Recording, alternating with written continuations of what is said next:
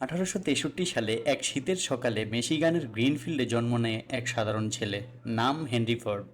তার বাবা ছিলেন একজন কৃষক। ছোটবেলায় হেনরি মাঠে কাজ করতেন, কিন্তু তার চোখ থাকতো সব সময় একটা জিনিসের দিকেই, সেটা যন্ত্র। যখন অন্য ছেলেরা খেলাধুলা করত, হেনরি তখন পুরনো ঘড়ি খুলে তার ভেতরের অংশ বুঝতেন। লোকজন ভাবতো এই ছেলেটা পাগল হবে, কিন্তু সে জানতো একদিন এই যন্ত্র দিয়ে সে মানুষের জীবন বদলে দিবে। 1879 সালে মাত্র 16 বছর বয়সে হেনরি ডেট্রয়েটে চলে গেলেন।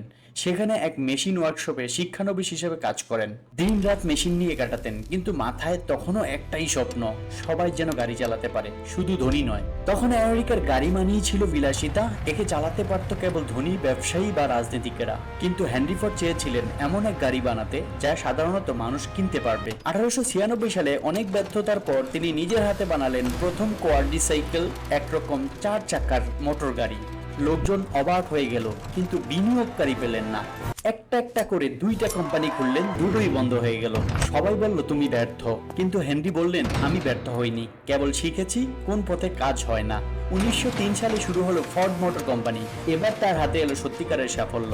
তিনি তৈরি করলেন মডেল টি, যা ইতিহাস বদলে দিল। এই গাড়ি শুধু আমেরিকার নয়, সারা বিশ্বের মানুষের জীবনের পরিবর্তন আনলো।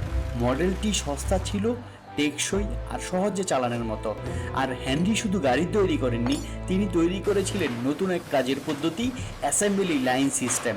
এই পদ্ধতিতে গাড়ি তৈরি করতে সময় কমলো, খরচও কমলো, ফলে সাধারণ মানুষ গাড়িও কিনতে পারলো।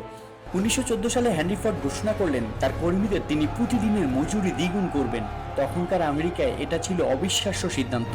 লোকেরা বলল সে পাগল হয়ে গেছে, কিন্তু হেনরি জানতেন খুশি কর্মী মানে ভালো কাজ। ফলাফল, তার কোম্পানির উৎপাদন বেড়ে গেল দ্বিগুণেরও বেশি। হেনরি ফোর্ড শুধু এক ব্যবসায়ী ছিলেন না, তিনি ছিলেন এক দূরদর্শী মানুষ, যিনি বুঝিয়েছিলেন যখন তুমি অন্যের জীবন সহজ করো, তখন প্রকৃত অর্থে তুমি সফল।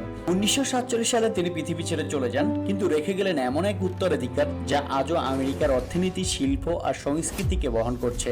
একজন সাধারণ কৃষকের ছেলে, যার হাতে শুরু হয়েছিল আধুনিক আমেরিকার চাকা।